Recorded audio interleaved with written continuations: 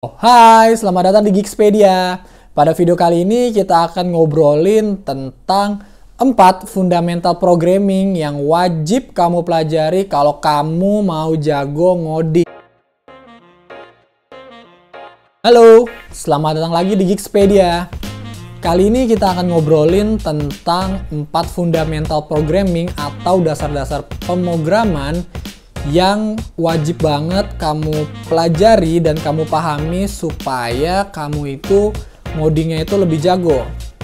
Tapi sebelum kita masuk ke obrolan kita tentang 4 fundamental ini, jangan lupa klik tombol subscribe dan sentil loncengnya supaya kamu dapat update dari video-video terbaru Geekspedia. Oke, jadi gini, maksudnya dari 4 fundamental itu adalah hal-hal basic atau dasar yang wajib banget kamu tahu, kamu pelajari, kamu pahami untuk memperkuat fondasi kamu dalam memahami programming.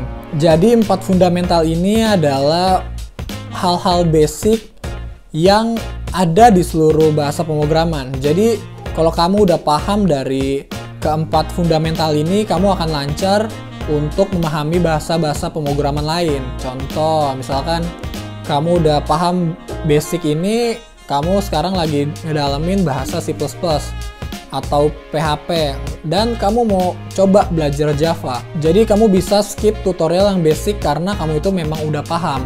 Paling yang kamu lihat itu hanya sintaks dari bahasa pemrograman masing-masing. Jadi intinya kamu harus pahami banget 4 fundamental ini yang akan ngemudahin kamu ke depannya untuk belajar bahasa pemrograman. Langsung aja, hal fundamental pertama yang harus kamu pelajari dan kamu pahami adalah mengenai tipe data. Tipe data atau in English is data type. Jadi tipe data ini adalah sebuah karakter dari data yang ada di programming. Jadi tipe data itu ada yang bentuknya huruf, ada yang bentuknya angka. Nah kalau misalkan yang angka ini dia disebut dengan integer dan float. Jadi tipe data ini hanya bisa memiliki nilai yang sifatnya angka 1, 2, 3 dan seterusnya. Jadi tipe data ini mewakili nilai yang akan disimpan dalam suatu variabel. Oke, lanjut ke yang kedua, yaitu variabel.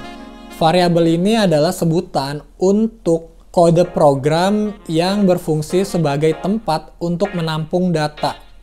Kalau tadi sebelumnya kita sebut tipe data itu adalah karakteristik, kalau variabel ini adalah tempat untuk kita input data atau simpen data. Jadi di variabel ini ketika diisi dengan angka 1, berarti dia memiliki karakteristik tipe data integer, karena integer itu khusus untuk angka. Dan ketika dia dimasuki nilai alfabet, itu akan terjadi error karena dia itu karakteristiknya adalah angka. Jadi intinya variabel itu adalah tempat untuk menyimpan data di mana karakteristiknya itu berdasarkan tipe data. Jadi dalam programming kita sebut dengan deklarasi variabel.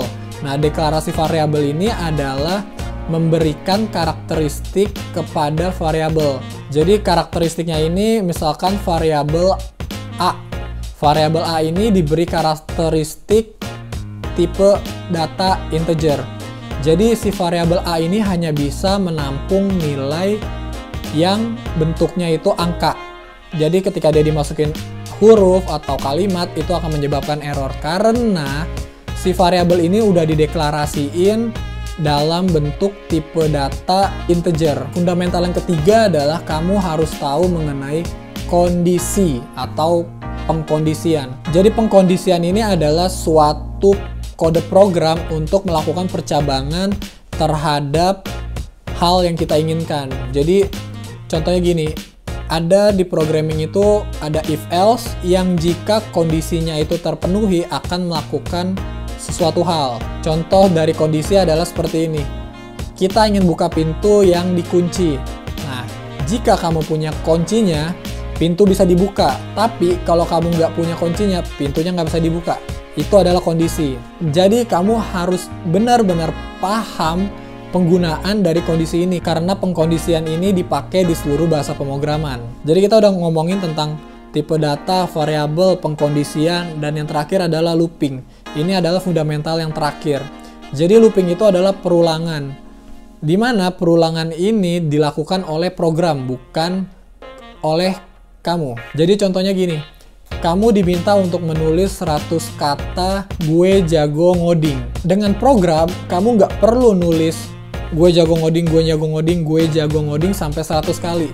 Tapi kamu cukup nulis beberapa baris kode perulangan yang kondisinya itu akan terhenti ketika tulisannya itu udah sampai 100. Jadi gunanya looping adalah itu, untuk melakukan perulangan sesuai dengan kondisi yang ada. Jadi perulangan itu ada 3, yaitu for, do while, dan while. Jadi masing-masing perulangan ini memang digunakan berdasarkan kebutuhannya masing-masing. Tapi intinya adalah mereka sama-sama melakukan perulangan sampai kondisinya terpenuhi. Dan ini harus kamu pahami. Karena seperti yang saya bilang sebelumnya, keempat fundamental ini dipakai di seluruh bahasa pemrograman. Jadi ketika kamu paham keempat hal ini, kamu akan lebih mudah untuk belajar hal baru. Oke, itulah keempat fundamental programming yang harus kamu pahami untuk bisa memudahkan kamu dalam belajar ngoding. Dan juga ketika kamu mau coba belajar bahasa lainnya. Karena keempat fundamental ini digunakan di seluruh bahasa pemrograman. Share video ini supaya video yang saya buat ini dapat membantu teman-teman dalam belajar bahasa pemrograman. Itu aja, Geekspedia undur diri. Bye!